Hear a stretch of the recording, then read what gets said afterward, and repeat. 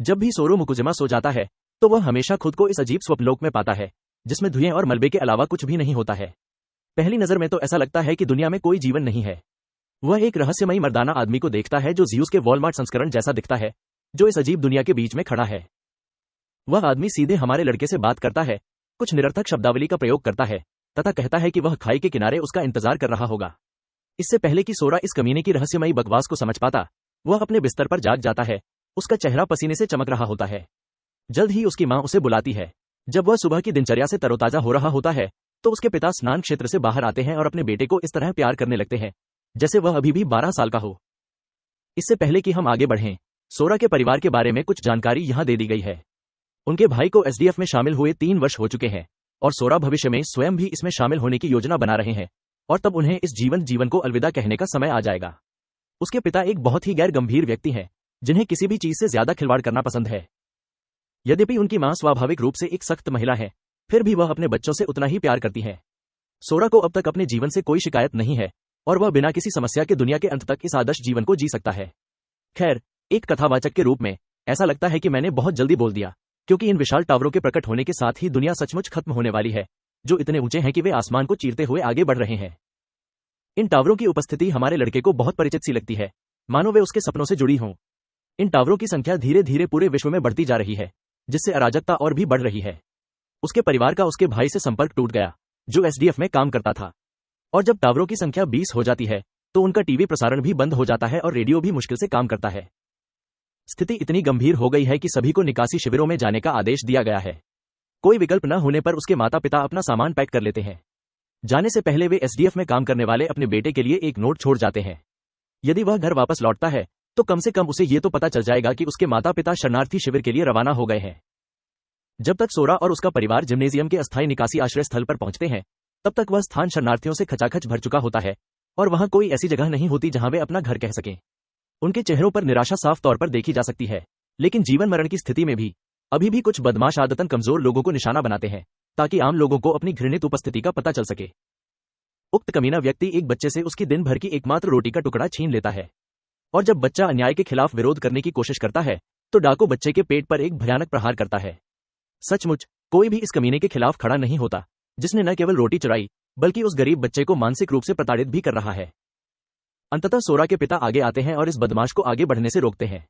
वह उत्साही गधा जेन जेड कमीना केवल हमारे लड़के के पिता का मजाक उड़ाता है और यहां तक कि एक मुक्का मारने की हद तक चला जाता है, लेकिन यह वह कमीना है जो अपनी परेशानियों के लिए विनाशकारी लात खाता है, जिससे वह जमीन पर गिर जाता है, एक ऐसी जगह जहां उसके जैसे बदमाशों का असली हक है।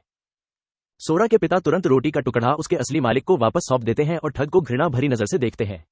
ठग इतना चतुर निकलता है कि वह इस विशालकाय पिता के साथ खिलवाड़ नहीं करता और उसकी बची हुई इज्जत भी लेकर चला जाता है। ऐसा लगता है कि सोरा का इस कमीने के साथ कुछ इतिहास है। उसका नाम एगी कागावा है।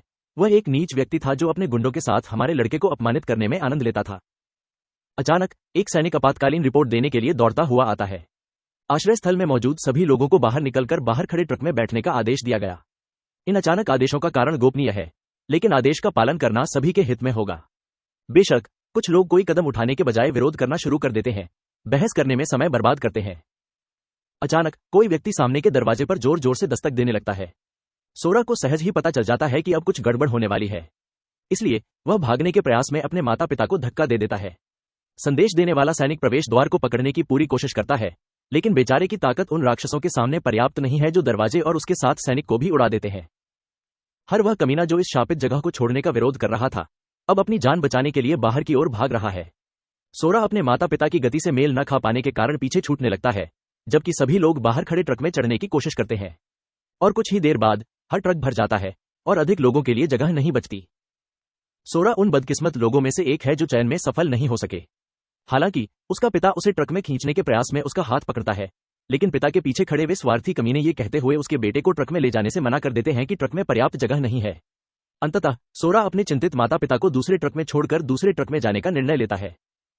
कतार में अंतिम ट्रक को छोड़कर अधिकांश ट्रक पहले से ही भरे हुए हैं, लेकिन इससे पहले कि वह उस तक पहुंच पाता, वह चीज तेजी से भागने लगती है।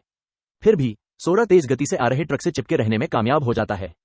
काम को आसान बनाने के लिए कोई व्यक्ति उसे उठाने के लिए हाथ बढ़ाता है, और वह मदद करने वाला हाथ उस कमीने एजी कागावा की ओर से आता है, जो हमारे लड़के को ऐसे जानवर की तरह देख रहा है जिसने अपने असहाय शिकार को एक कोने में फंसा दिया हो। सोरा को अंदर खींचने के बजाय वह कमीना उसे ट्रक से धक्का दे देता है। बेचारा आदमी जमीन पर गिर जाता है और अन्य बचे हुए लोग उसे कुचल देते हैं और उसके ऊपर पैर रख देते हैं। वह वहीं पर लेटा हुआ इस मुसीबत से बाहर निकलने के लिए किसी से मदद की भीख मांग रहा है। उसकी प्रार्थनाएं शीघ्र ही सुनी जाती हैं जब उसके सपनों का वह उपेक्षित ज़्यूस उसके सामने प्रकट होता है। वह दाढ़ी वाला कमीना एक बार फिर वही बकवास कर रहा है कि वह खाई के किनारे हमारे लड़के का इंतजार कर रहा है। और इसी तरह सोरा का परिवेश बदल जाता है और वह एक बिल्कुल अलग दुनिया में पहुंच जाता है। अचानक एक भूत अपने पत्थर के कुल्हाड़ी से एक विनाशकारी प्रहार करता है, जिसे सोरा बड़ी मुश्किल से बाल बाल बचा पाता है। वह दुष्ट राक्षस अपने शिकार पर कुल्हाड़ी फेंकता है। एक बार फिर सोरा बाल बाल जीवन समाप्त करने वाले प्रहार से बच जाता है। हालांकि इस नजदीकी मुठभेड़ में उसे बुरी तरह चोट लग जाती है। यह घृणित प्राणी किसी मिशन पर निकले व्यक्ति की तरह है, जो लगातार अपनी कुल्हाड़ी से सोरा को मारने का प्रयास कर रहा है। भाई का जीवन पहले से ही काफी जटिल था और अब उसे इस गंदगी से निपटना होगा। यहाँ एक छोटा सा अतीत प्रस्तुत है। सबसे पहले वह विशालकाय टावर अचानक कहीं से उभर आया, और फिर वह बदमाश जिसने उसे ट्रक से फेंक दिया, और फिर वहां वह रहस्यमय दाढ़ी वाला कमीना आदमी है जिसने अपनी बकवास बातों से अतिरिक्त रहस्य पैदा करने के अलावा और कुछ नहीं किया है। और अब यह भूत सोरा का सिर 2 टुकड़ों में काटने पर आमादा है। लेकिन मेरे आदमी के पास पर्याप्त था। वह उस पत्थर को पकड़ लेता है जिस पर वह काफी समय से नजर गड़ाए बैठा था और उस घिनौने हरे आदमी को बुरी तरह कुचल देता है। सोरा को अचानक भूत की छाती पर उत्कीर्ण एक अक्षर का निशान दिखाई देता है, जो संभवतः प्राणी के पद को दर्शाता है। तभी राक्षस की छाती से कुछ क्रिस्टल जैसी चीज बाहर निकलने लगती है, जो सीधे सोरा की छाती को निशाना बनाती है और उसके शरीर के अंदर प्रवेश करती है। आश्चर्य की बात यह है कि उस चीज का उसे नुकसान पहुंचाने का कोई इरादा नहीं था। इसके विपरीत भूत की कुल्हाड़ी से उसके चेहरे पर आई खरोंच ठीक होने लगती है। इतना ही नहीं, वह इस नई शक्ति को अपने शरीर में प्रवाहित होते हुए भी महसूस कर सकता है। उसे यह समझने के लिए बहुत अधिक सोचने की आवश्यकता नहीं है कि उसने एक चरण को पार करने के बाद मूलतः अपना स्तर ऊपर कर लिया है, ठीक वीडियो गेम की तरह। वह भूत की कुल्हाड़ी पकड़ लेता है और इन धूर्त छोटे बदमाशों के किसी भी घात से बचने के लिए पहले उस क्षेत्र का निरीक्षण करने का निर्णय लेता है। कुछ समय बीत जाता है, लेकिन सोरा को कुछ नहीं मिलता। पूरा चक्कर लगाने के बाद भी सचमुच कुछ नहीं मिलता। जिस स्थान पर उसे ले जाया गया है वह एक तैरता हुआ द्वीप है, जिस पर टूटी हुई और ध्वस्त इमारतें हैं। नीचे जाने के लिए भी सीढ़ियां हैं। चूंकि उसके पास कोई अन्य रास्ता नहीं है, इसलिए वह अंततः इन घातक सीढ़ियों से नीचे उतरना शुरू कर देता है। एक गलत कदम और वह तेजी से नीचे गिर जाएगा। आमतौर पर इस तरह का इलाका राक्षसों का प्रमुख क्षेत्र होता है, और यदि आप इससे गिर गए तो आप पुनः जीवित हो जाएंगे। हालांकि भाई सचमुच कूदकर इस सिद्धांत की तथ्य जांच नहीं करने जा रहा है। उसे लग सकता है कि उसका खेल सचमुच खत्म हो गया है। अंततः वह साहसपूर्वक इस भयावह सीढ़ी को पार कर जाता है और इस तैरते हुए द्वीप के भीतर जाने वाला प्रवेश द्वार खोज लेता है। सोरा हर कदम सावधानी से उठाती है। जब वह केंद्रीय क्षेत्र में पहुंचता है तो उसे एक कब्र का पत्थर दिखाई देता है और पूरा क्षेत्र एक अग्नि मशाल से प्रकाशित होता है। आश्चर्य की बात यह है कि वह कब्र पर लिखे शास्त्र को अक्षरशः समझ सकता है, हालांकि यह भाषा उसके लिए पूरी तरह से अजनबी है। लिखित जानकारी के अनुसार सोरा को टुकड़े एकत्र करने का निर्देश दिया गया है और उसके बाद ही वह रसातल छोड़ने का अधिकार अर्जित कर सकता है। इससे किसी कारणवश उसके चेहरे पर मुस्कान आ जाती है। तथ्य यह है कि जिस राक्षस को उसने अभी अभी हराया था वह अत्यंत कमजोर था। इसका अर्थ यह है कि इस रसातल से पार पाना उतना कठिन नहीं होगा। इसलिए यह केवल समय की बात है कि वह इस स्थान से हमेशा के लिए बाहर निकल जाएगा। वह अंततः उन दरवाजों को खोलता है जो इस पेचीदा खेल के दूसरे चरण की ओर ले जाते हैं। खाई की पहली परत 900 मीटर क्षेत्रफल की थी, तो उस राक्षस के शरीर पर अंकित संख्या 1 थी। दूसरी परत को हराने के बाद उसे पता चलता है कि यह स्थान 1800 मीटर की ऊंचाई पर स्थित है और राक्षसों में से एक पर 2 का चिन्ह बना हुआ है। इसी प्रकार तीसरी परत पिछली परत से 2 गुनी बड़ी है तथा 4 में से केवल एक राक्षस के शरीर पर संख्या 4 अंकित है। यहाँ ध्यान देने वाली महत्वपूर्ण बात यह है कि टुकड़े केवल संख्या वाले राक्षसों से ही प्राप्त किए जा सकते हैं। जब तक आप टुकड़ा हासिल नहीं कर लेते, अगली परत तक आगे बढ़ने का कोई रास्ता नहीं है। इसके अलावा यह कहने की आवश्यकता नहीं है कि आप जितनी परतों में आगे बढ़ेंगे, राक्षस उतने ही अधिक शक्तिशाली होते जाएंगे। चूंकि प्रत्येक परत का भूमि आकार प्रत्येक स्तर के साथ बढ़ता जा रहा है, इसलिए कुंजी ढूंढना कठिन होता जा रहा है। यह तो बताने की आवश्यकता ही नहीं है कि राक्षसों की संख्या भी बढ़ती जा रही है, तथा यह कठिन मोड उत्तरजीविता उसे और भी अधिक शक्तिशाली बना रहा है। भाई इतने लंबे समय से परतों को पीस रहा है कि वह सचमुच एक बेरोजगार आदमी की तरह दिखने लगा है। जैसे जैसे वह ऊपर की परतों पर चढ़ता गया, राक्षसों की विविधता भी बढ़ने लगी, और 12वीं मंजिल पर उसका सामना उन राक्षसों से हुआ जिन्होंने उस दिन आश्रय स्थल पर हमला किया था। 12वीं मंजिल तक पहुंचने के लिए उसने जो भी ताकत जुटाई थी, उसके बावजूद ये रोती बिलखती कुतिया उसकी ताकत के सामने कुछ भी नहीं थी और उनसे कुछ ही सेकंड में निपटा जा सकता था। 13वीं मंजिल के बाद राक्षसों की विशाल संख्या का सामना करना उसके लिए एक चुनौती की तरह लगने लगा। लेकिन भाई ने हर चीज को अपने रास्ते में ला दिया, मानो ये राक्षस डिस्पोजेबल रेत की बोरियों के अलावा कुछ नहीं थे। जब वह 13वीं मंजिल पर पहुंचा तो राक्षसों की संख्या 500 मिलियन तक पहुंच गई थी। इसलिए चाबियां ढूंढना घास के ढेर में सुई ढूंढने जैसा था। कुछ चाबीधारी राक्षसों के समूहों द्वारा संरक्षित थे, जबकि अन्य छोटी गुफाओं में छिपे हुए थे। उनके प्रयासों में सबसे अधिक परेशान करने वाली बात यह थी कि उनमें से प्रत्येक को मारने में उन्हें बहुत समय लगा। लेकिन कोई बात नहीं, भाई आगे बढ़ता रहा। अंततः वह रसातल की 42वीं परत तक पहुंच गया।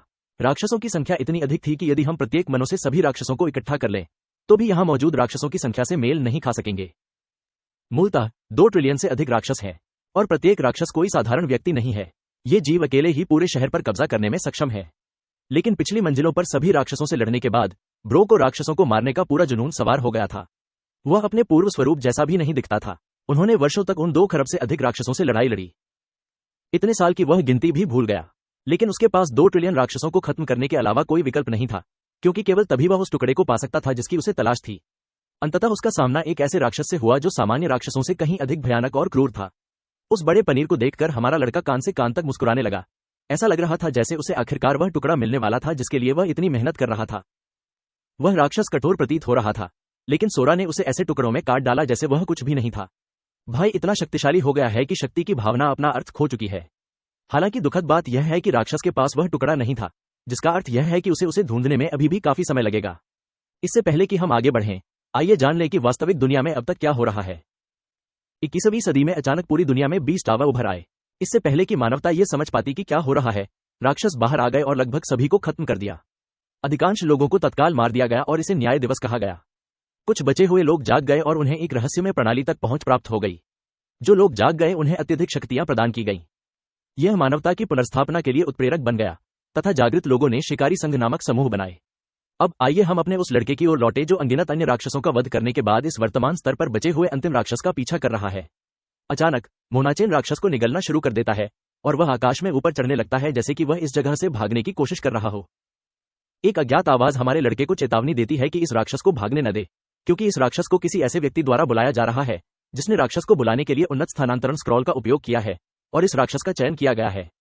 यह सलाह हमारे लड़के को यह एहसास कराती है कि इस शापित जगह से बचने का यही एकमात्र रास्ता है। इससे पहले कि राक्षस भाग सके, वो उसका पीछा करने के लिए सीधे उस जादू में कूद पड़ता है। अचानक ही स्टेटस विंडो का एक समूह उसे घेर लेता है। प्रत्येक चमकती चेतावनी के अनुसार अथाह आह्वान 2 से अधिक जीवित प्राणियों को स्थानांतरित करने में सक्षम नहीं है। लेकिन हमारा आदमी इस जगह से बाहर निकलने पर अड़ा हुआ है और अब उसे कोई नहीं रोक सकेगा।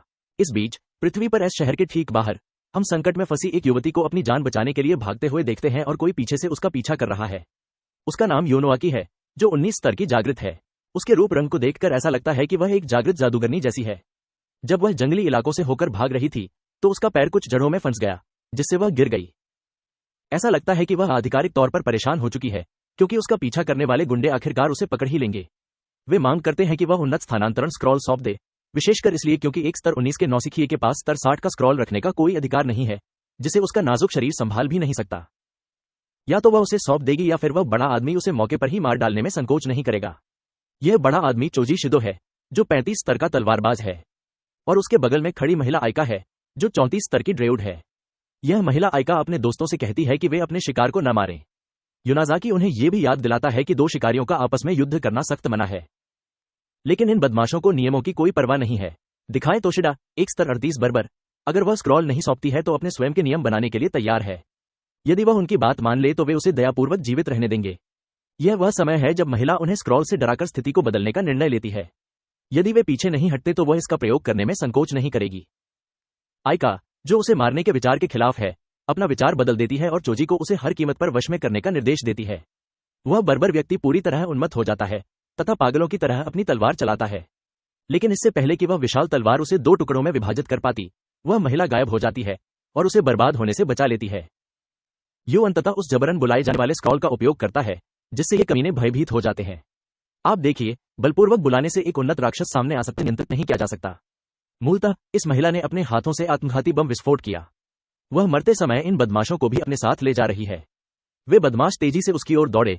उन्हें उम्मीद थी कि वे अंतिम क्षण में हस्तक्षेप कर सकेंगे, लेकिन तब तक बहुत देर हो चुकी थी। आकाश से बिजली गिरती है और राक्षस को बुलाती है। खैर, यह राक्षस परिचित लगता है। यह वही है जिसका पीछा हमारा लड़का कर रहा है। चूंकि यह केवल तीसरे स्तर का उत्परिवर्तित भेड़िया है, इसलिए लोग जोर जोर से हंसने लगते हैं, क्योंकि यह राक्षस उस प्रकार का विनाशकारी नहीं है जिसकी वे अपेक्षा कर रहे थे। लेकिन ऐसा लग रहा है कि इन मूर्खों को अब अपने जीवन की सबसे बड़ी वास्तविकता का सामना करना पड़ेगा। जिस राक्षस का वे मजाक उड़ा रहे थे, उसे हमारे लड़के ने तुरंत ही नष्ट कर दिया, जिससे सभी लोग डर के मारे अपना आपा खो बैठे। वे इस गिगाचैद को एक रक्तपिपासु मानव राक्षस समझने की गलती करते हैं। यहाँ तक कि स्क्रॉल लेडी को भी पता नहीं है कि उसने अभी क्या बुलाया है। इस बीच हमारा लड़का आजाद होकर बहुत खुश है।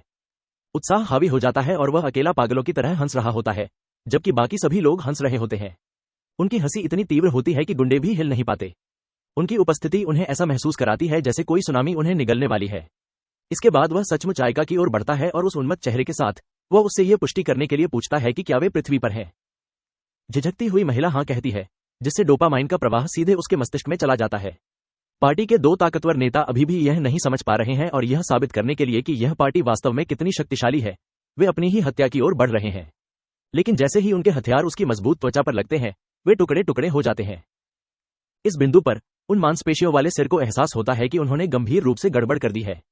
उनके लिए तो वह सचमुच एक राक्षस है। इस बीच हमारा लड़का, जो जीवन भर राक्षसों से लड़ता रहा है, मतिभ्रम करने लगता है। उसका मस्तिष्क इस मांसपेशी वाले सिर को एक और राक्षस के रूप में पंजीकृत करता है और सहज रूप से वह राक्षस से पूछता है कि क्या यह क्रमांकित राक्षस है जिसमें वह टुकड़ा है जिसे वह खोज रहा है। बेशक बेचारे को यह भी पता नहीं है कि यह पागल क्या बक रहा है। अचानक सोरा अपने भ्रम से बाहर आता है और उस आदमी को गिरा देता है।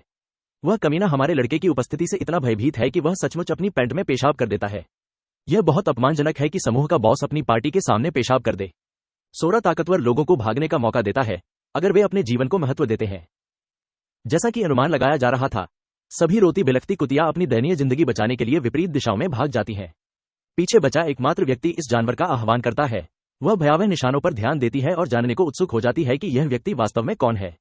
एक क्षण के लिए वह सोचती है कि क्या वह स्थानांतरण स्क्रॉल के माध्यम से बुलाया गया एक राक्षस है। सोरा फिर अपना ध्यान उसकी ओर मोड़ते हुए पूछता है कि टावरों के बनने के बाद कितने साल बीत गए हैं। वह आश्चर्य से जवाब देती है कि अभी तो केवल 5 वर्ष ही हुए हैं। इसके बाद वह उससे कई प्रश्न पूछता है और वह अब तक यहां हुई सभी घटनाओं का विवरण बताने लगती है। आप देखिए, उन 5 वर्षों में मनुष्य में व्यवस्था जागृत हो गई और बाहरी दुनिया बहुत बदल गई। वह रसातल में फंस गई थी। इस शहर पर राक्षसों का 7वां बड़ा आक्रमण हुआ और वह बड़ी मुश्किल से बचकर निकलने में सफल रही। इस शहर का उल्लेख सोरा के लिए कुछ यादें ताजा कर देता है क्योंकि यह उसका गृहनगर था। फिर वह उससे इमी शहर के बारे में पूछताछ करता है और वह बताती है कि शहर पहले से ही खंडहर में बदल चुका है। हालांकि वह आशा कर रही हैं कि वहां गए शिकारी शहर को उसके सबसे बुरे समय से बाहर निकाल सकेंगे। इसके बाद वह उससे वर्तमान स्थान से एस सिटी तक जाने का रास्ता पूछता है। वह एक निश्चित दिशा की ओर इशारा करती है और सोरा तुरंत गायब हो जाती है तथा उसे अपने रास्ते पर चलने के लिए छोड़ देती है। इस रहस्यमय व्यक्ति के साथ यह मुठभेड़ ऐसी चीज नहीं थी जो आप रोजाना देखते हैं, इसलिए वह अपने उच्च अधिकारियों, विशेष रूप से अपनी महिला उनेस्मा को इसकी सूचना देने का निर्णय लेती है। आइए हम उन रोती बिलखती लड़कियों को न भूलें जिन्होंने बड़ी मुश्किल से अपनी जान बचाई, लेकिन ऐसा लगता है कि वे दुर्भाग्य की राह पर हैं। कोई अज्ञात सत्ता उनके सामने आकर उनका रास्ता रोक लेती है। यह रहस्यमयी आकृति पार्टी में हमारे लड़के की उपस्थिति को भांप सकती है, इसलिए वह उन्हें सोरा के बारे में सभी ज्ञात विवरण बताने के लिए ठीक 3 सेकंड का समय देता है। बेशक इस पागलपन भरी घटना को समझने के लिए 3 सेकंड पर्याप्त नहीं है, इसलिए उनमें से कोई भी कुछ भी कहने में सफल नहीं हो पाया। जैसे ही समय पूरा हो जाता है, रहस्यमयी प्राणी सभी को वहीं पर मार डालता है, जैसा कि उसने वादा किया था। हम टावर फ्रंटलाइन गिल्ड टाइगर्स रो मुख्यालय पर पहुंचे। वहां एक सचिव ने यह दुखद समाचार सुनाया कि किस प्रकार उन 4 लोगों की मृत्यु हो गई। उनके सिग्नल पूरी तरह से गायब हो गए, जिसका अर्थ है कि उन्हें कोई सुराग नहीं है कि युसाकी ट्रांसफर स्क्रॉल के साथ कहां गया। बेशक बॉस को ऐसी खबरें सुनना पसंद नहीं है जो उसकी महत्वाकांक्षाओं से मेल न खाती हों। वह इस बात से परेशान है कि इतने सारे ताकतवर गोरिल्ला एक नौसिखिया महिला को वश में नहीं कर सके। सचिव ने गंभीरतापूर्वक बताया कि पार्टी के सभी सिग्नल एक ही बार में गायब हो गए, जिसका अर्थ केवल यही हो सकता है कि वे एक ही झटके में नष्ट हो गए। ये गुस्सैल आदमी रिच मुकाई है, जो लेवल 118 का स्टॉर्म प्रीस्ट है।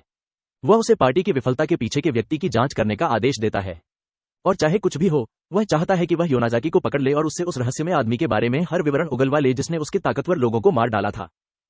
यह आदमी सचमुच किसी को भी अपने आदमियों पर हाथ डालते हुए बर्दाश्त नहीं करता, भले ही उसके आदमी थोड़े मूर्ख ही क्यों न हो।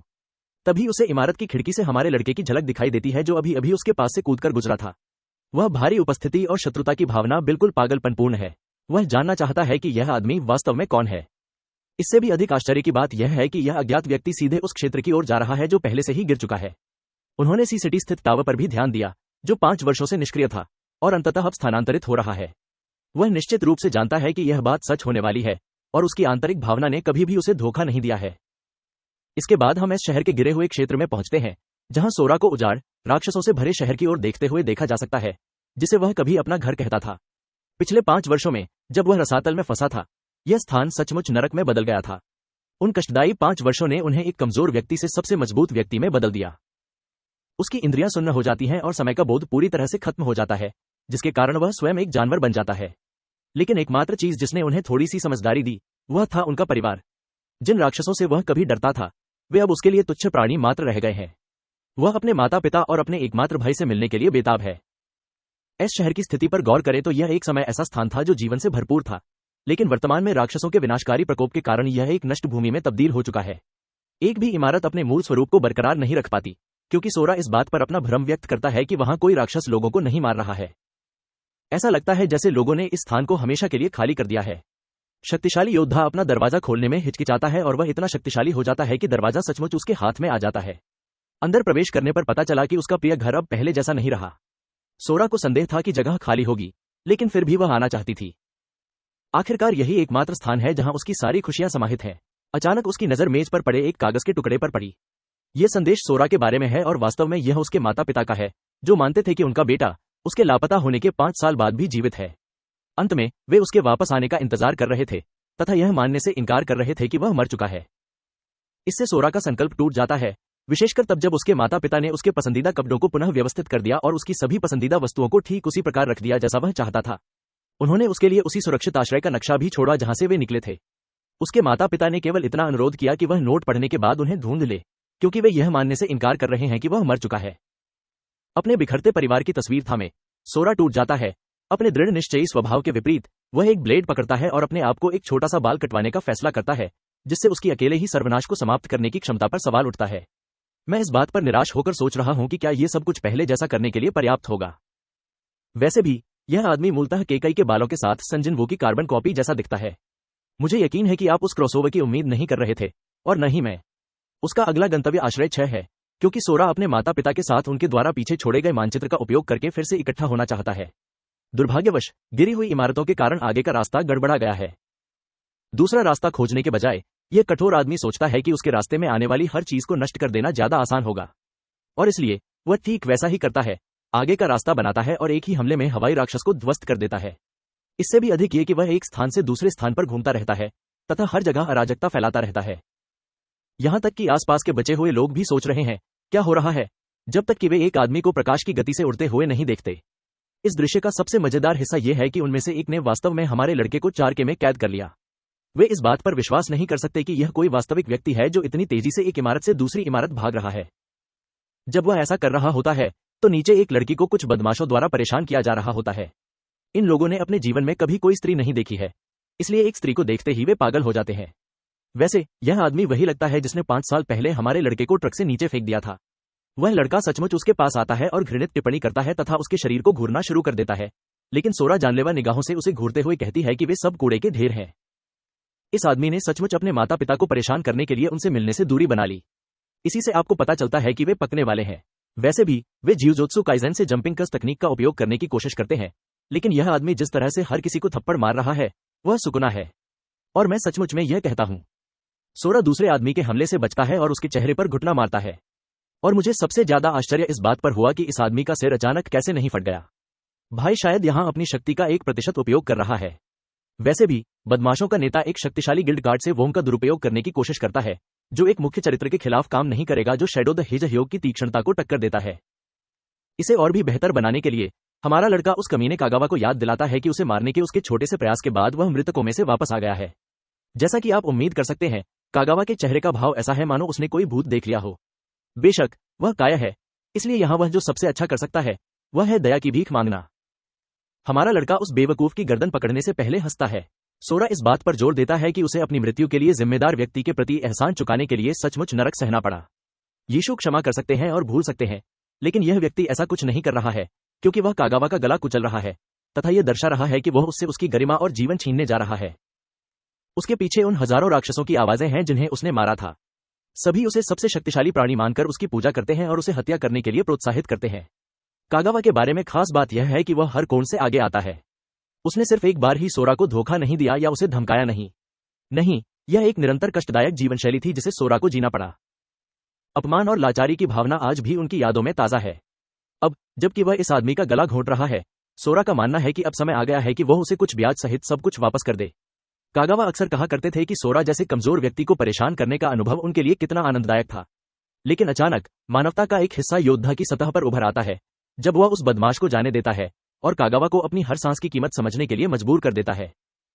यह वास्तव में हृदय परिवर्तन नहीं था, बल्कि यह निर्णय था कि वह ऐसा व्यक्ति न बने जिससे वह सबसे अधिक घृणा करता है, क्योंकि तब वे भी इससे भिन्न नहीं होंगे। साथ ही कागावा ने महिला के साथ जो करने की कोशिश की थी, उसे याद करते हुए सोरा का मानना है कि यह उपद्रव केवल प्रलयकारी परिदृश्य में दूसरों को नुकसान पहुंचाता रहेगा। इसलिए वह उस दुर्दांत बदमाश से कहता है कि वह कागावा को नहीं मारेगा, लेकिन साथ ही उसे बिना किसी परिणाम के छोड़ देना मूर्खता होगी। हमारा लड़का उस नारकीय स्कूली जीवन पर जोर देता है जो उसे एक आदमी के कारण सहना पड़ा। वह सोचता है कि यह उचित ही है कि कागावा को कमजोरों पर अत्याचार करने तथा उनकी जान लेने का प्रयास करने के लिए उनके कई घूंसे खाने को मिले। अतः विशिष्ट सुनजिनवू शैली में भाई उसे 4 सरल हमले सहने की अंतिम चेतावनी देता है, और यदि वह ऐसा करता है तो उसे बिना किसी परिणाम के छोड़ दिया जा सकता है। बेशक कागावा को भी लगता है कि यह एक हास्यास्पद विचार है, क्योंकि पहले ही मुक्का से उसका दिमाग फट जाएगा। उसे कॉलर से पकड़ते हुए मुक्का मारने के लिए सोरा द्वारा उसकी बांह को पीछे खींचने का एक सुंदर दृश्य हमें मिलता है। मूलतः उसकी सारी शक्ति को रोककर रखा गया। हमारा लड़का अपना चेहरा हुक से जमीन पर पटक देता है, लेकिन यह अभी खत्म नहीं हुआ है, क्योंकि पहले के तुरंत बाद दूसरा क्रूर मुक्का भी आता है। लेकिन हमारे लड़के की बदला लेने की लालसा अभी खत्म नहीं हुई है। जैसे ही वह तीसरा मुक्का मारने के लिए आगे बढ़ता है, वह मूलतः अपने छोटे शिकार को कुत्ते की तरह घुमाता है। सोरा कागावा की दयनीय स्थिति के सामने एक देवता की तरह खड़ा है, तथा वह पहले से ही जो पीड़ा झेल रहा है उसके लिए वह मर जाने की प्रार्थना कर रहा है। सोरा ने जवाब में उसके चेहरे पर जोरदार लात मारी, जिससे वह जमीन पर गिर गया और उसकी हालत खराब हो गई। इस युद्ध का अंतिम परिणाम कागावा के लिए क्रूर है। न केवल उसके सभी अंग टूट गए, बल्कि उसकी दृष्टि भी पूरी तरह चली गई। जहां तक उसके अनुचरों का सवाल है, सोरा उन्हें सख्त आदेश देता है कि वे कागावा को तत्काल चिकित्सा उपलब्ध कराएं और उसके सामने कभी न आए। ये शब्द कहते हुए वह अपना छोटा सा चक्कर पूरा करके छलांग लगाकर चला जाता है। अब समय आ गया है कि वह अपना ध्यान मुख्य गंतव्य आश्रय स्थल तक पहुंचने पर केंद्रित करें। दृश्य इस शहर के बफर जोन में आता है, जहां सैनिकों का एक समूह दीवार पर ड्यूटी न दिए जाने पर अफसोस जता रहा है। क्योंकि राक्षसों से लड़ने का उनका वर्तमान पद एक साधारण निगरानी ड्यूटी से कहीं अधिक डरावना और जोखिम भरा है। उनका नेता उन्हें सचेत रहने की याद दिलाता है, क्योंकि कोई नहीं जानता कि कब कोई राक्षस उनके सामने आ खड़ा होगा। यह प्रथम लेफ्टिनेंट तांजी कागुरा है। उनके अधीनस्थों में से एक निजी शोकी मत्सुरा है, जो यह कहकर आपत्ति जताता है कि राक्षस शायद ही कभी बफर जोन में दिखाई देते हैं, इसलिए उन्हें चिंता करने की कोई बात नहीं है। लेकिन ब्रह्मांड इस आदमी से नफरत करता है, क्योंकि तभी क्रैन का एक बच्चा अचानक प्रकट होता है और सैनिकों पर हमला करना शुरू कर देता है। तांजी ने उन्हें सलाह दी कि वे अपनी संरचना बनाए रखें और भारी मात्रा में आक्रामक गोलाबारी करें, लेकिन इस प्राणी का कठोर आवरण इतना मोटा है कि उनका कोई भी हथियार कोई महत्वपूर्ण क्षति नहीं पहुंचा पाएगा। यह प्राणी भी 45 स्तर का है, इसलिए ऐसा नहीं है कि उनके पास यहां बहुत सारे विकल्प हैं। अपने हमले से जवाबी कार्रवाई करते हुए राक्षस उन सभी को मारने की तैयारी करता है। डर के मारे लेफ्टिनेंट अपने सैनिकों को हमले से बचने के लिए फैल जाने की सलाह देता है, लेकिन राक्षस इतना तेज है कि वह तुरंत ही एक सैनिक को 2 टुकड़ों में काट देता है, जिससे दूसरा सैनिक उत्तेजित हो जाता है और गोलियों की बौछार कर देता है। जब वे राक्षस को मारने में व्यस्त थे, उनमें से एक ने एक बक्सा उठाया और उस राक्षस की ओर दौड़ा, ताकि ध्यान भटकाकर कुछ दूरी कम की जा सके। राक्षस की अजीब आकार की आंख के संपर्क में आना। सैनिक तब आश्चर्यचकित हो जाते हैं जब क्रैन का बच्चा उन पर हमला करना बंद कर देता है। वह प्राणी हतप्रभ दिखाई देता है। सैनिकों में भी यही प्रतिक्रिया दिखाई देती है। लेफ्टिनेंट को संदेह है कि यह कहीं अधिक भयावह आने वाले खतरे से डर रहा है, और इसलिए क्रैन का बच्चा असामान्य तरीके से प्रतिक्रिया करता है, खुद को बचाता है और दूर चला जाता है, जिससे सैनिक काफी आश्चर्यचकित हो जाते हैं। लेकिन इस परिणाम का फायदा उठाने के अवसर के रूप में वे विस्फोटकों से भरा बक्सा प्राणी के चेहरे के पास छोड़ देते हैं, जिसके परिणामस्वरूप एक बड़ा विस्फोट होता है और राक्षस का शरीर आग की लपटों में घिर जाता है। इस समय सैनिक प्रार्थना कर रहे हैं कि वह मर जाए, लेकिन जब धूल बैठ जाती है तो राक्षस को कोई विशेष चोट नहीं लगती। अपने एकमात्र अवसर के दयनीय असफलता में समाप्त होने के बाद सैनिक मूलतः अपनी मृत्यु को स्वीकार कर लेते हैं। अचानक सोरा कहीं से भी दुर्घटनाग्रस्त होकर उतरता है, राक्षस के चेहरे को कुचल देता है, ठीक उसी तरह जैसे ड्रैगन बॉल जेड में बुल्मा ने यामचा की भावनाओं को कुचल दिया था। लेफ्टिनेंट 2 और 2 जोड़ता है और महसूस करता है कि यह भयानक मानव था जिसने पहले प्राणी को डरा दिया था। वे अपनी आंखों पर विश्वास नहीं कर सकते। इस आदमी ने एक ही हमले में एक राक्षस का सफाया कर दिया। यहां तक कि उस प्रकार की शक्ति वाले श्रांक भी बहुत कम थे और उनकी दुनिया में बहुत परे थे। इसके अलावा उन्होंने पहले कभी सोरा का चेहरा भी नहीं देखा था। लेफ्टिनेंट उसके बारे में और अधिक जानना चाहता है, इसलिए वह अपने मूल्यांकन या निरीक्षण कौशल को सक्रिय करने का प्रयास करता है। लेकिन उसे यह देखकर आश्चर्य होता है कि सिस्टम उसे चुप रहने को कहता है, क्योंकि वह सोरा की जानकारी भी नहीं जुटा सकता। अपनी सूचना का निरीक्षण करने के प्रयास मात्र से ही लेफ्टिनेंट को चक्कर आने लगता है, जिससे उसके अधीनस्थ चिंतित हो जाते हैं। इस बीच सोरा को पता नहीं है कि क्या हो रहा है और वह उनमें से एक प्रश्न पूछता है, आश्रय 6 तक की दूरी के बारे में पूछता है। उसे पता चलता है कि वास्तव में यह दूरी 50 किलोमीटर आगे है, लेकिन वहां पहुंचने के लिए किसी को दुस्वप्न क्षेत्र X से होकर गुजरना होगा। यह पहली बार है जब सोरा ने ऐसा नाम सुना है, तो उसे पता चलता है कि यह वह क्षेत्र है जो एक स्थान पर एकत्रित राक्षसों को रोकने के लिए जिम्मेदार है। वर्तमान में कई शिकारी उस क्षेत्र में सक्रिय रूप से लड़ रहे हैं। हमारा लड़का यह भी देखता है कि उसकी दुनिया में राक्षसों को मारने पर शिकारी उसकी लाश से विभिन्न पुरस्कार प्राप्त करने में सक्षम होते हैं। यह किसी खेल के विचार से भिन्न नहीं है। केवल वर्तमान पावर स्केलिंग प्रणाली का आकलन करने के लिए वह सैनिक से पूछता है कि रैंकिंग के अनुसार क्रैन राक्षस का बच्चा कितना शक्तिशाली होगा। सैनिक ने उसे बताया कि यह 45 स्तर का प्रतिद्वंद्वी था, इसलिए इसे हराना आसान नहीं है। लेकिन सोरा थोड़ा निराश है, इस बात से हैरान है कि इतना निम्न स्तर उनके लिए इतनी परेशानी खड़ी कर सकता है। इसलिए वह क्षेत्र एक्स में उस स्तर के समान राक्षसों की संख्या के बारे में सोचता है। सैनिक निराशा से जवाब देता है कि उनकी संख्या 100 से अधिक है, क्योंकि यदि वे हजारों की संख्या में होते तो मानवता अब तक समाप्त हो गई होती। सोरा ने वह सब सुन लिया है जो वह जानना चाहता था, इसलिए अब उसके जाने का समय आ गया है। एक आखिरी अनुरोध के लिए साहस जुटाते हुए सैनिक चाहता है कि वह तुरंत एरिया एक्स में चला जाए। उन्हें हर संभव मदद की जरूरत है और उनके जैसा शक्तिशाली शिकारी कई अत्याचारों को रोकने में मदद कर सकता है।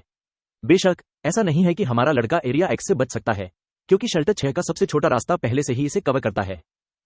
इसलिए वह अनुरोध पर सहमत हो जाता है और यह भी कहता है कि वह उन सभी राक्षसों का भी सफाया कर देगा जो उसके रास्ते में आने की दुर्भाग्यपूर्ण कोशिश करेंगे। परिप्रेक्ष्य को अग्रिम मोर्चे पर स्थित सैन्य शिविर की ओर मोड़ते हुए हम देखते हैं कि युद्ध के बाद लेफ्टिनेंट अंततः जाग गया है। और नहीं, यह कोई और दुर्घटना नहीं है, वह 3 दिन तक बेहोश रहा था। हमेशा की तरह क्लिच, यह आदमी केवल 10 मिनट के लिए बाहर था और सौभाग्य से वे राक्षस से रोग निवारक औषधि भी छीनने में सफल रहे।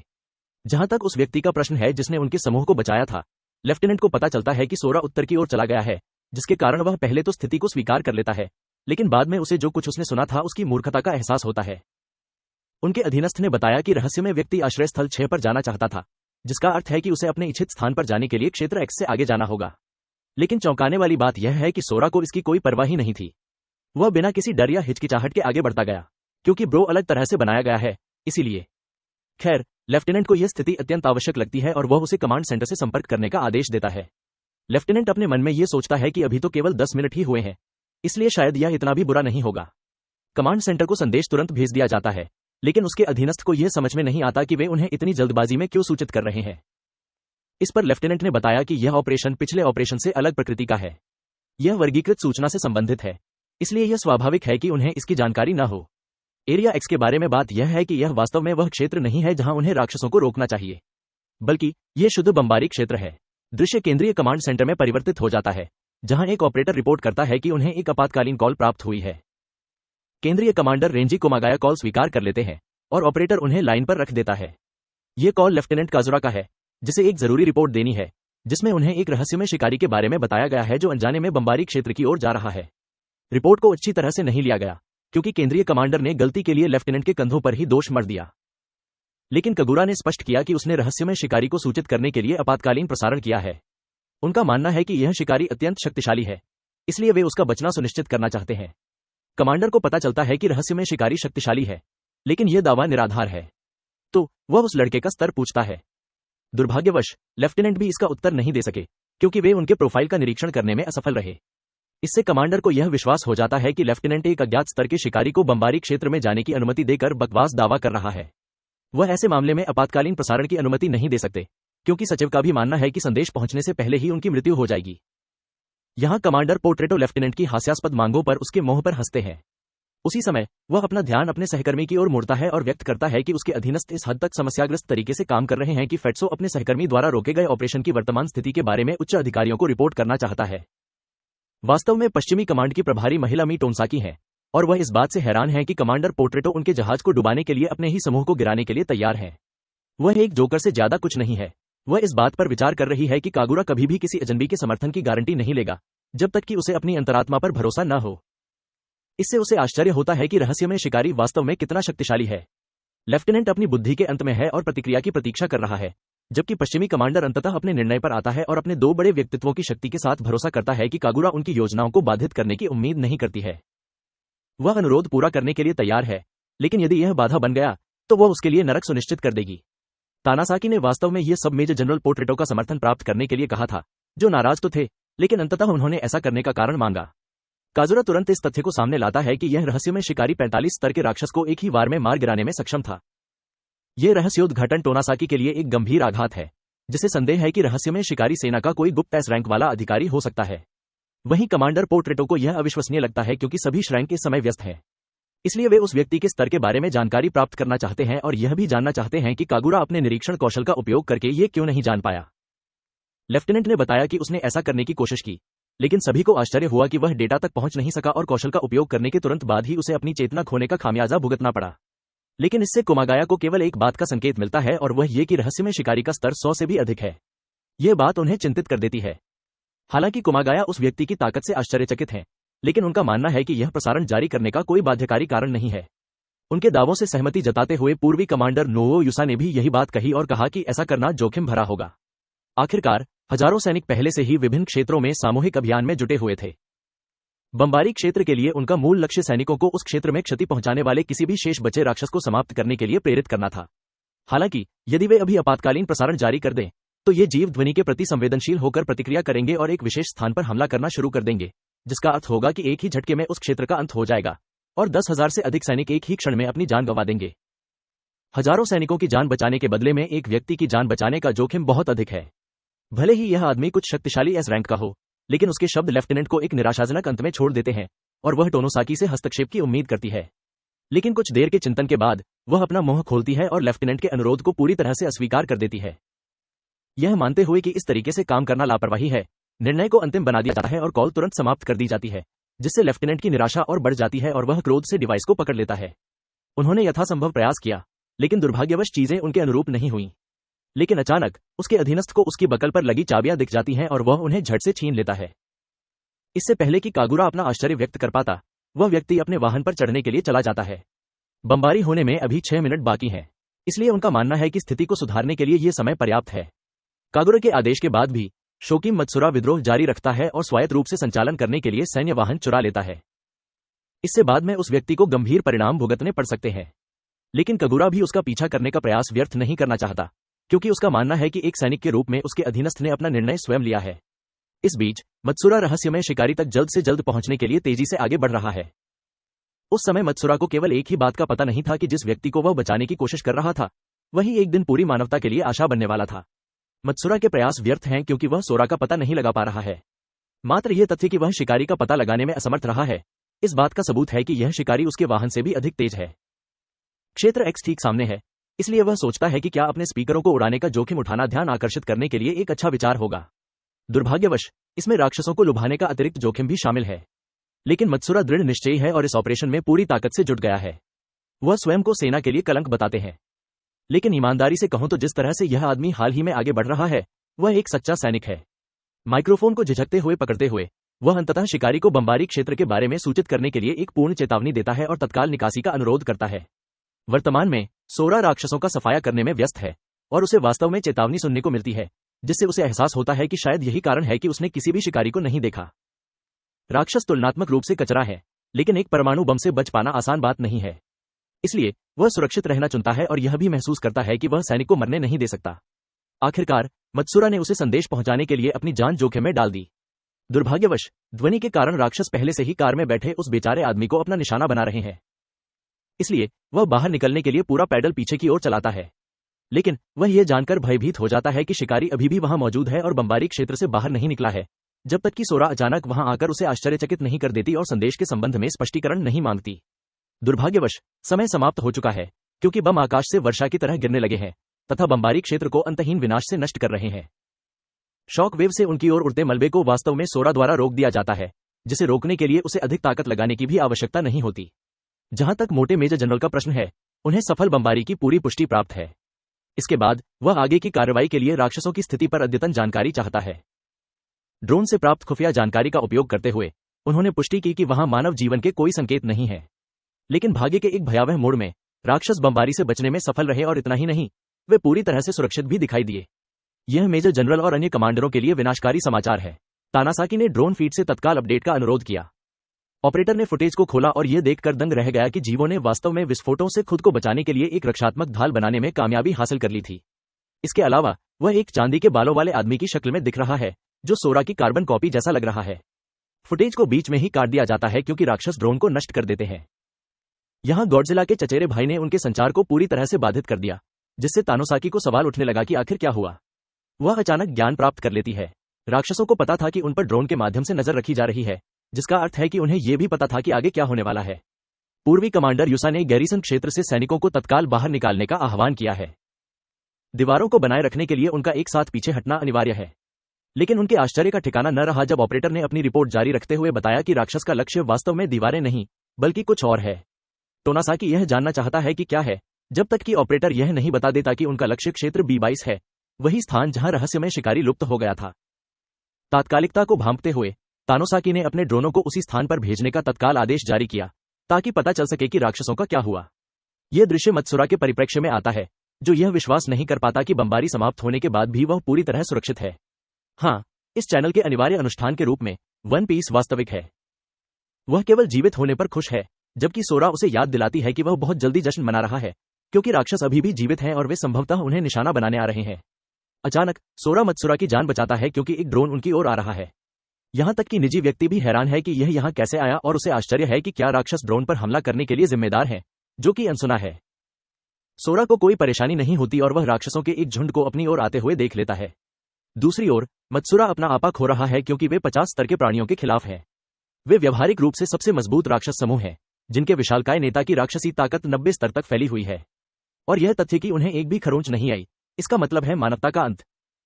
मत्सुरा अपनी नियति को स्वीकार करने में व्यस्त है, जबकि सोरा के विचार कुछ और हैं।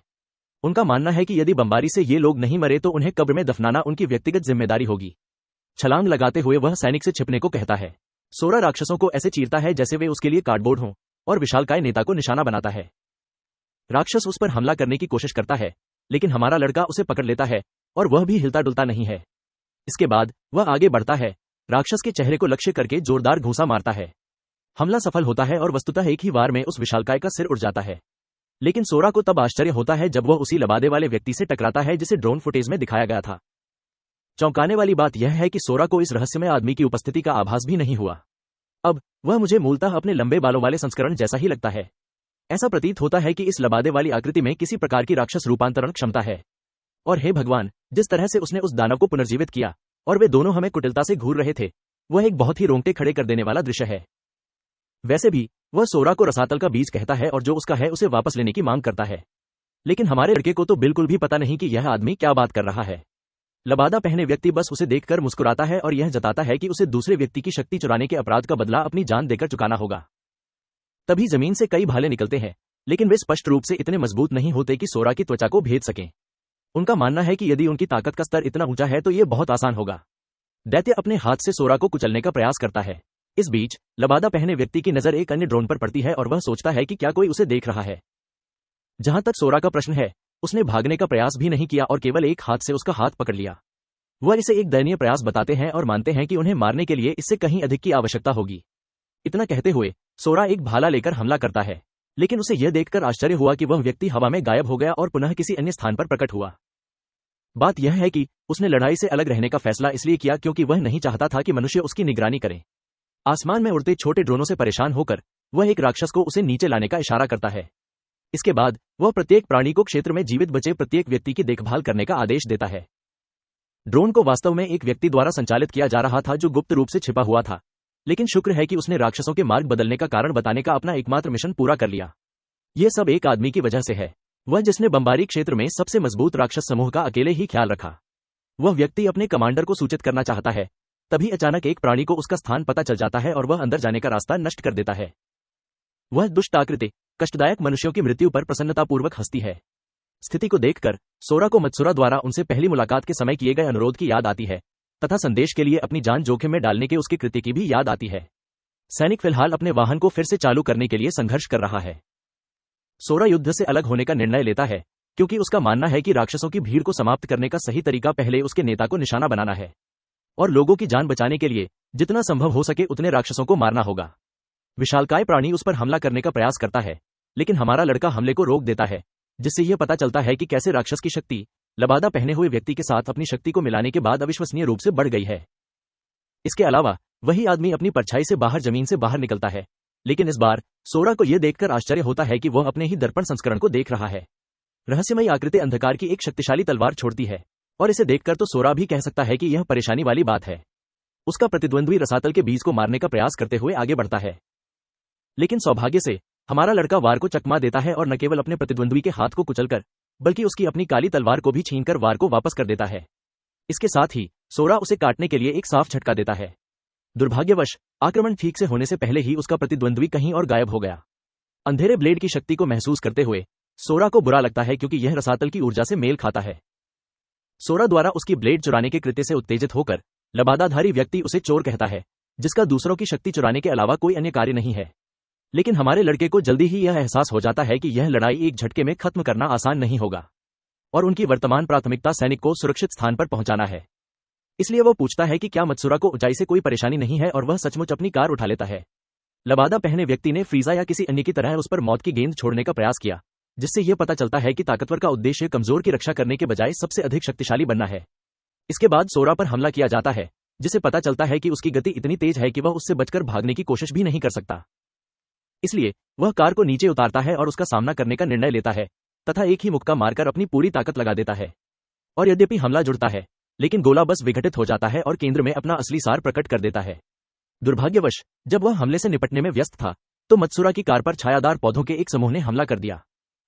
सोरा उसे तत्काल कार से बाहर निकलने के लिए कहता है, जबकि मत्सुरा अपने जीवन के लिए डरता है। उसे यह देखकर आश्चर्य हुआ कि कीलों ने कार को हर दिशा से छेद दिया था, जिसका अर्थ था कि सैनिक जीवित बच नहीं सका। लबादा पहने व्यक्ति सोरा को याद दिलाता है कि वह जल्दबाजी में काम न करे। आखिरकार उसने ये सुनिश्चित किया कि सैनिक की हत्या न हो। इसके बजाय वह उस आदमी को एक कठपुतली बना देता है तथा अपने भूत विद्या कौशल से मत्सुरा की लाश का अनादर करता है। यह आकृति यह सुनिश्चित करना चाहती है कि सोरा को अपने लिए महत्वपूर्ण सभी लोगों को खोने का भय महसूस हो, जो कि रसातल के बीज के लिए उपयुक्त भाग्य है। जवाब में यह दृश्य उसे हाई स्कूल में कागावा द्वारा कमजोर लोगों को परेशान करने की याद दिलाता है। यह किसी दमनकारी शक्ति से भिन्न नहीं है जो केवल कमजोर लोगों का मनोरंजन करती है। सोरा के प्रतिद्वंद्वी ने अत्यंत तीव्र गति से प्रक्षेपास्त्रों से युक्त एक हिंसक ऑब्सीडियन तूफान छोड़ा, जो सोरा की त्वचा को छूने में सफल रहा। लेकिन इस आदमी ने अब यह सब खेलना बंद कर दिया है और उसे याद आ गया है कि उसके जैसे लोग वास्तव में कितने घृणित हैं। एक ही मौके से ब्रो वाहन को पकड़े हुए स्पाइक्स को नष्ट कर देता है और मत्सुरा को भी पकड़ लेता है। लेकिन दुर्भाग्यवश इस समय सैनिक एक ज़ॉम्बी से अधिक कुछ नहीं है, जो उसे राक्षसी दृष्टि से देख रहा है और उस पर दर्जनों वार कर रहा है। सोरा उसे वाहन के अंदर ही फंसा देती है और उसे बहुत ग्लानि होती है कि एक निर्दोष व्यक्ति इस झमेले में फंस गया। अंततः उसका ध्यान जिम्मेदार अपराधी की ओर जाता है और वह एक शक्तिशाली मुक्का मारता है। लेकिन पिछली बार की तरह उनके हमले उनके प्रतिद्वंद्वी की अजीब रचना कौशल के सामने टिक नहीं पा रहे हैं। अंधेरे से एक और काली तलवार खींचते हुए वह सोरा को रसातल की असली शक्ति का उपयोग करने में असमर्थ होने के लिए डांटता है। लेकिन अपने बकबक उत्सव के बीच में भाई के चेहरे पर एक घूंसा पड़ता है और वह उड़ जाता है। उनका अब भी मानना है कि उनके शक्ति स्तरों के बीच का अंतर बहुत अधिक है। अपने स्वामी की रक्षा के लिए विशालकाय राक्षस कूद पड़ता है। लेकिन इस लबादे वाले राक्षस के बारे में आश्चर्य की बात यह है कि सोरा ने आक्रमण का निशाना कैसे बनाया। और केवल इतना ही नहीं, वह एक और वार करके उसकी फिर से पिटाई करने वाला है। सोरा की राक्षसी हरकतों को देखकर ही उसके प्रतिद्वंद्वी को एहसास हो जाता है कि रसातल के बीज ने वास्तव में उसकी असली शक्ति को उजागर कर दिया है। सोरा गायब हो जाता है और उस आदमी को खत्म करने के लिए अपने अंधे स्थान से बाहर निकलता है। लेकिन सौभाग्यवश रहस्यमय प्रतिद्वंद्वी छलांग लगाकर हमले से बच जाता है। सोरा उसे बताता है कि हालांकि उसे अपने भागने के कौशल पर पूरा भरोसा है, लेकिन यही बात उस विशालकाय राक्षस के बारे में नहीं कही जा सकती, जिसका शरीर एक ही वार में पूरी तरह से अलग हो गया। अत्यधिक शक्तिशाली प्रहार ने प्राणी के शरीर को भले ही टुकड़े टुकड़े कर दिया हो, लेकिन जब छाया प्रतान शरीर को पुनः नया रूप दे देते हैं तो इसका कोई फायदा नहीं होता। यही कारण है कि सोरा मुख्य कोर का शिकार करने के लिए एक अलग दृष्टिकोण अपनाता है और राक्षस के सबसे कमजोर हिस्सों को निशाना बनाता है। वह राक्षस का उसके मूल से संबंध तोड़ने में सफल हो जाता है और अंततः राक्षस की निश्चित मृत्यु का कारण बनता है तथा वह भस्म हो जाता है। विशालकाय के गिर जाने के बाद सोरा अपने मुख्य लक्ष्य पर ध्यान केंद्रित करता है और मानता है कि इस लड़ाई को समाप्त करने का समय आ गया है। लबादा पहने व्यक्ति स्वयं को घिरा हुआ पाता है और अपनी छाया एकता कौशल का प्रयोग करने का प्रयास करता है, जो मूलतः एक साइफनिंग कौशल की तरह कार्य करता है, जो आसपास के क्षेत्र के सभी राक्षसों की जीवन शक्ति को चूस लेता है और उसे अपने अंदर डाल लेता है। ठीक है, अब यह संदिग्ध लगता है ना? वैसे भी राक्षसों की हिंसक ऊर्जा इतनी तीव्र है कि सोरा के कपड़े बरकरार रखे हुए हैं। संपूर्ण अनुक्रम का परिणाम एक निराशाजनक अंत होता है, क्योंकि इस तकनीक का उपयोग केवल पलायन के साधन के रूप में किया गया था, न कि मजबूत बनने के लिए। सोरा को बस इस बात की खुशी है कि उसके माता पिता की तस्वीर ठीक है, और यह फिट आदमी मत्सुरा की हालत का जायजा लेने चला जाता है। दुर्भाग्यवश सैनिक उतना भाग्यशाली नहीं था, इसलिए उसे उचित सम्मान देने के लिए सोरा मत्सुरा का टैग ले लेता है और उसे उचित तरीके से दफना देता है, यह विश्वास करते हुए कि वह सैनिक की आशाओं को आगे बढ़ाएगा। जहां तक उस खौफनाक आकृति का सवाल है, सोरा को कई चीजें परेशान कर रही हैं और उसे किसी भी समय उस प्रतिद्वंद्वी के खिलाफ तैयार रहना होगा जो छाया की शक्ति का उपयोग करता है। इससे भी अधिक दिलचस्प बात यह है कि वह एक रोमांचक नोट छोड़ गया है कि वह सोरा के जीवन में उसके प्रिय सभी लोगों को मार डालेगा। इसका मतलब यह है कि चाहे कुछ भी हो जाए, हमारे लड़के को यथाशीघ्र आश्रय गृह पहुंचना होगा। इसलिए अपनी तीव्र गति का उपयोग करते हुए वह अपने गंतव्य तक पहुंचने के लिए तेजी से आगे बढ़ता है। कुछ समय बीत जाता है और अंततः पश्चिमी कमांडर और उसके लोग उस स्थान की उचित जांच करने के लिए पहुंचते हैं। वे किसी सुराग या जीवित बचे लोगों की तलाश कर रहे हैं, लेकिन उन्हें यह देखकर आश्चर्य होता है कि राक्षसों का पूरा बेड़ा पहले ही गायब हो चुका है।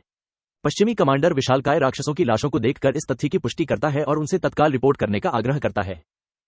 वह यह भी कहती हैं कि यह स्पष्ट है कि कागुरा द्वारा बताए गए रहस्यमयी शक्तिशाली शिकारी और उसके बीच लड़ाई हुई थी।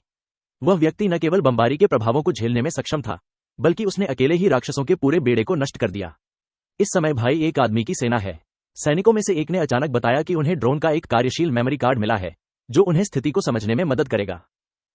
फुटेज की समीक्षा करने का निर्णय लेते हुए वह देखती है कि कैसे मत्सुरा और रहस्यमय शिकारी खतरनाक क्षेत्र में प्रवेश करते हैं। जैसे जैसे सैनिक अपनी जांच जारी रखते हैं, वे उच्च स्तरीय राक्षसों को हराने के परिणामस्वरूप प्राप्त अविश्वसनीय गिरावटों को देखकर अवाक रह जाते हैं। यह ऐसी चीज नहीं है जिसे आप हर दिन देखते हो। यहां तक कि जिस सैनिक ने लूट का माल खोजा था, वह भी लालची था और ऐसा व्यवहार कर रहा था जैसे उसे कुछ खास नहीं मिला, लेकिन उसका साथी वहां पहुंच गया और उसे पता चला कि वे काफी प्रभावशाली लूट का माल खोजने में कामयाब रहे हैं। ये तथ्य कि उनमें से किसी ने लूट का माल चुराने की कोशिश की, एक अपराध है। ये सुनकर सैनिक एक डिवीजन की पेशकश करके समाधान पेश करने की कोशिश करता है।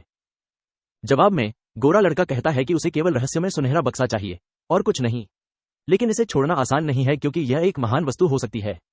श्रीमान नॉस्ट्रिप को स्थिति को समझने में मदद करने के लिए गोरा लड़का उन्हें याद दिलाता है कि वह आपत्ति करने की स्थिति में नहीं है, और इस तरह अंततः उसे एक महान गोलेम अवशेष प्राप्त हुआ।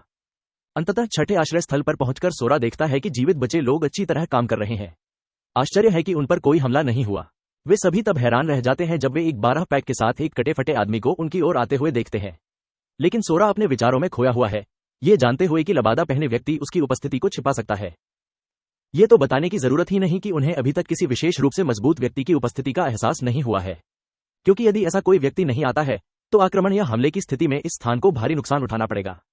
अचानक कहीं से एक आदमी बैंडेड पहने हुए उसके सामने आता है। हमें उम्मीद नहीं थी कि ज्यूजुत्सु काइसेन के गोजो और मॉर्टल कॉम्बैट के राइडेन का बेटा यहां आएगा, लेकिन हम यहां हैं। अंधे आदमी का अनुमान है कि सोरा बाहर से आया होगा। सोरा की पुष्टि पर अपनी राहत व्यक्त करते हुए उन्होंने हमारे लड़के को आश्वस्त किया कि चिंता की कोई बात नहीं है, क्योंकि वह केवल कीमत देकर जानकारी खरीदने के लिए यहां आया है। उसे बस इस बात की चिंता है कि सोरा उसके सवालों का जवाब दे। पहली नजर में हमारा लड़का इस बात से उलझन में है कि पैसे का अभी भी उपयोग हो रहा है। वह उसकी बात मानने के लिए सहमत हो जाता है, लेकिन कोई प्रश्न पूछने से पहले ही उस आदमी को रोक देता है। सोरा जानना चाहता है कि एक भिक्षु उसे शाही मानदंडों के अनुसार क्यों संबोधित कर रहा है, जिसका अर्थ है कि यह व्यक्ति संभवतः नकली है या किसी प्रकार का कॉस्प्लेयर है, जो कि सच निकलता है, क्योंकि यह इस व्यक्ति के लिए एक शौक से अधिक कुछ नहीं है। सोरा फिर पूछता है कि क्या उसकी आंखों के लिए भी यही सच है, जिससे वह व्यक्ति स्पष्ट रूप से घबरा जाता है। वह अपनी आंखों पर से पट्टी हटाता है और हाल ही में हुई आंख की बीमारी से पीड़ित होने की बात कहता है, लेकिन मुद्दा यह नहीं है। तथ्य यह है कि सोरा को अपनी आंखों से आती भयावह रोशनी का आभास हो गया था, यहां तक कि उसकी आंखों पर पट्टी भी बंधी हुई थी। इस समय ब्रो वास्तव में गोजो का बेटा है। वह सोचता है कि अंधे व्यक्ति के पास अपनी शक्ति छिपाने के लिए कोई कारण है, लेकिन यह स्पष्ट है कि आश्रय में एक बहुत शक्तिशाली व्यक्ति छिपा हुआ है। वैसे भी वह सवालों का जवाब देने में खुश है। तो वेशभूषा धारण करने वाला भिक्षु बाहर की घटनाओं को पुनः बताने के बारे में पूछता है। अंधा आदमी जानता है कि दीवारों पर कई सैनिक इकट्ठे हुए हैं, और हालांकि अधिकांश लोग इस बात से अनभिज्ञ हैं, बाहर विस्फोट हुए हैं, इसलिए वह सोरा का दृष्टिकोण जानना चाहता है। अनजान दिखने का आसान रास्ता अपनाने का निर्णय करते हुए भाई अपना व्यक्तित्व बदल लेता है और बताता है कि वह बस भागने की कोशिश कर रहा था और यहां चला आया। यह स्वीकारोक्ति अंधे व्यक्ति को आश्चर्यचकित कर देती है, क्योंकि वह जानता है कि सोरा भी उसकी तरह अपनी शक्तियों को छुपा रहा है, लेकिन वह यह देखकर खुश होता है कि वह इतना कुछ साझा कर रहा है और बस चला जाता है। सोरा को आश्चर्य होता है कि वह उस आदमी को आसानी से मूर्ख कैसे बना सकता है, और वह सोचता है कि क्या दुनिया में उसके जैसे कई शक्तिशाली लोग हैं। यह तथ्य कि अभी तक कोई भी उससे सवाल नहीं कर रहा है भी चिंताजनक है, जिससे उसे आश्चर्य होता है कि क्या मनुष्य अपने वर्तमान स्तर पर कमजोर है। कपड़ों की दुकान पर जाने के बाद भाई ने साधु से ली गई नकदी को लूट लिया। वह अपने माता पिता को ढूंढने के अपने प्रारंभिक लक्ष्य पर वापस लौटता है तथा आसपास के लोगों से पूछताछ करने की पुरानी पद्धति अपनाता है। इसलिए वह सहजता से एक महिला के पास जाता है और उससे पूछता है कि क्या उसने उस जोड़े को देखा है, लेकिन जैसे ही उसकी नजर फोटो पर पड़ती है वह भयभीत हो जाती है और भागने से पहले अनभिज्ञता का नाटक करती है। सोरा को समझ नहीं आता कि आखिर हुआ क्या है और वह उसकी प्रतिक्रिया से हैरान हो जाता है। ऐसा लगता है जैसे इस क्षेत्र में हर कोई सतर्क है, इसलिए वह एक अनजान व्यक्ति से पूछने का निर्णय लेता है। लेकिन जिस तरह से सोरा उसे घूर रही थी उससे वह लड़का डर गया और उसे याद दिलाया कि अब पहले जैसा समय नहीं रहा, इसलिए उन्हें अपने संबंधों को शब्दों से सुलझा लेना चाहिए। सोरा ने बस उसके चेहरे पर परिवार की फोटो दिखाई और परिवार समूह के बारे में पूछा। पुनः फोटो में लोगों को देखकर वह व्यक्ति भयभीत हो जाता है और उनसे अपना रिश्ता पूछता है। सोरा ने बताया कि वह वास्तव में उनका बेटा है, जो कि दिखने में अंतर के कारण स्पष्ट रूप से हास्यास्पद है। इस हद तक कि वह लड़का अपनी मुट्ठियां भींचना शुरू कर देता है, क्योंकि उसे लगता है कि उसके साथ खिलवाड़ किया जा रहा है।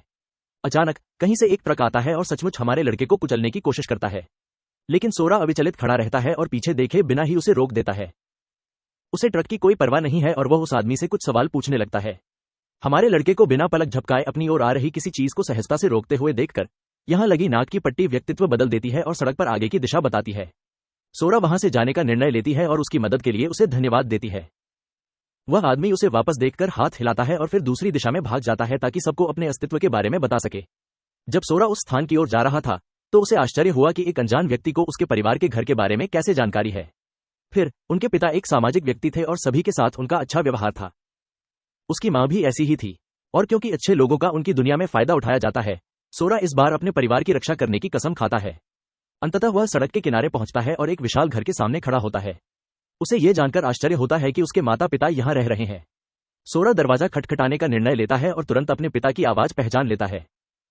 लेकिन जब वह आदमी दरवाजा खोलता है तो ब्रो को एक याकुजा जैसे दिखने वाले आदमी को देखकर आश्चर्य होता है, जो उनके घर में अचानक घुस आया था।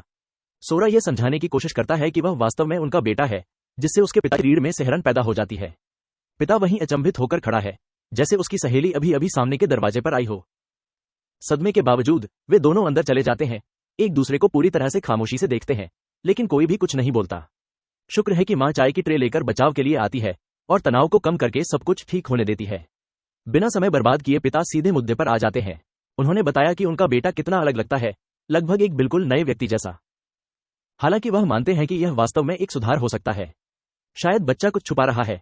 पिता को डर है कि कहीं लड़का स्वयं धोखेबाज न हो, इसलिए उन्होंने अपने कमरे में एक गार्ड भी रख दिया है। वे यह नहीं समझ पाते कि लड़का पहले से ही यह जानता है। जैसे ही वह अंदर गया, उसने छिपे हुए गार्ड को देख लिया, लेकिन घबराने की बजाय उसे थोड़ी राहत महसूस हुई। कम से कम अब उसे पता है कि कोई उस पर नजर रख रहा है। जब पिता रहस्य उगलवाने के लिए और अधिक दबाव डालता है तो सोरा उसे सबक सिखाने का निर्णय लेती है। वह उन सभी बातों का खुलासा करना शुरू कर देता है जिनके बारे में वह जानता है कि वे बूढ़े आदमी को परेशान कर देंगी, जैसे कि वह सोया बॉय बैले और खाना पकाने की कक्षाओं में भाग लेने के लिए चुपके से बाहर निकल जाता था। यह बात ही सुरक्षा गार्ड को अचंभित कर देती है। पिता शर्म से लाल हो जाता है।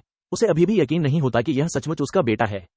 अपनी बात को स्पष्ट करने के लिए सोरा ने सहजता से बताया कि तथाकथित पवित्र पारिवारिक तलवार, जिसे वे पीढ़ियों से रखते आ रहे हैं, केवल एक प्रतिकृति है।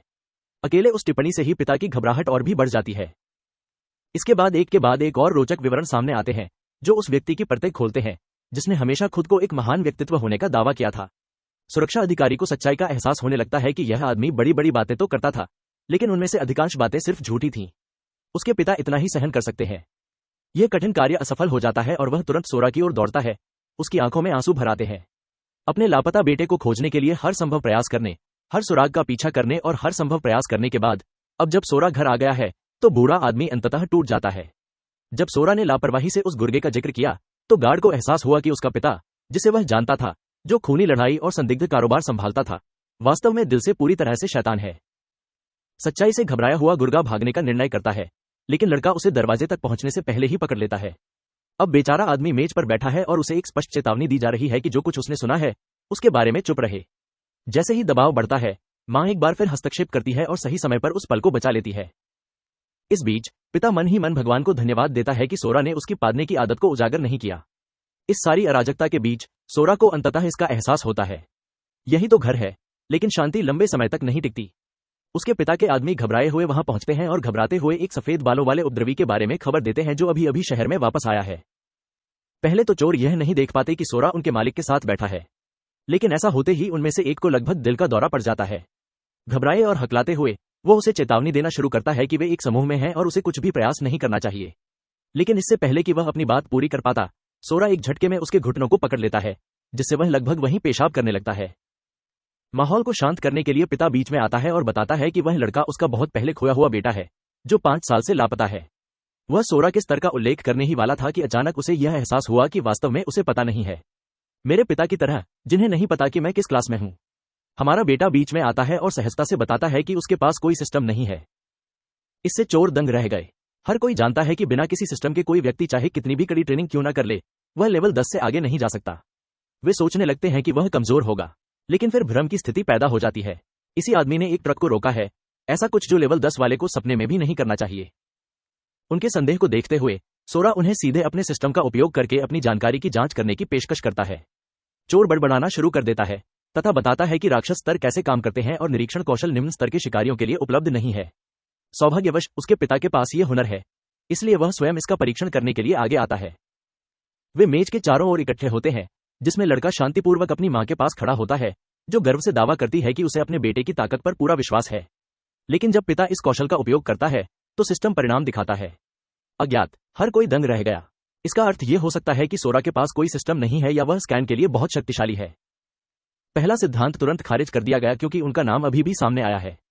हालांकि उन्होंने 5 साल तक अकेले ऐसे हालातों में जीवित रहना जारी रखा जिन्हें कोई भी नौसिखिया नहीं झेल सकता था। यह बात बहुत कुछ कहती है। इस क्षण पिता को एहसास होता है कि उसकी समझ ये समझ नहीं पाती कि उसका बेटा किस स्तर पर पहुंच गया है, जबकि पूरा कमरा सदमे में जम गया है। अंततः मां ही तनाव को तोड़ती है। वह खुश है कि उसका बेटा घर आ गया है। वह जानती है कि 5 साल तक एक एलियन की तरह रहने के कारण उसे बहुत कष्ट सहना पड़ा होगा। जैसे ही वह सोरा के चेहरे पर अपना हाथ रखती है, यादें ताजा हो जाती हैं। यातना, दर्द, सब कुछ, और ऐसे ही आंसू गिरने लगते हैं। पूरा माहौल भारी और भावुक हो जाता है। उन्हें जगह देने की इच्छा से पिता जल्दी से अपने आदमियों को कमरे से बाहर ले जाता है। जब सब कुछ ठीक हो जाता है तो हमारा लड़का अपनी मां से अपने बड़े भाई रिक्यू के बारे में धीरे से पूछता है। शुक्र है, वह उसे आश्वस्त करती है कि रिक्यू अच्छा है और अभी भी सेना में सेवा कर रहा है। वह एक कॉल करने की पेशकश भी करती है, लेकिन बताती है कि वह इस समय अग्रिम मोर्चे पर लड़ रहा है। यह सुनकर वह स्वीकार करता है कि उसे अपने भाई की याद आती है और उत्सुकता से पूछता है कि क्या उसकी मां का भी कोई उच्च स्थान है। वह सिर हिलाती है, जिससे पता चलता है कि वह एक आरोग्यप्रद है, जिसे एक पादरी के रूप में जाना जाता है, जिसके पास भविष्यवाणियां करने की पर्याप्त शक्तियां हैं। सोरा उत्सुक होकर पूछती है कि क्या वह उसे जांच सकती है, लेकिन वह उसे मना कर देती है। फिर भी वह बताती है कि एक बार उसकी पादरी शक्तियों ने उसे भविष्यवाणी दी थी कि वह एक दिन वापस आएगा। कुछ ही देर बाद एक मजबूत कद काठी वाले उपप्रमुख काले कपड़े पहने कुछ लोगों के साथ काम के लिए तैयार होकर आते हैं।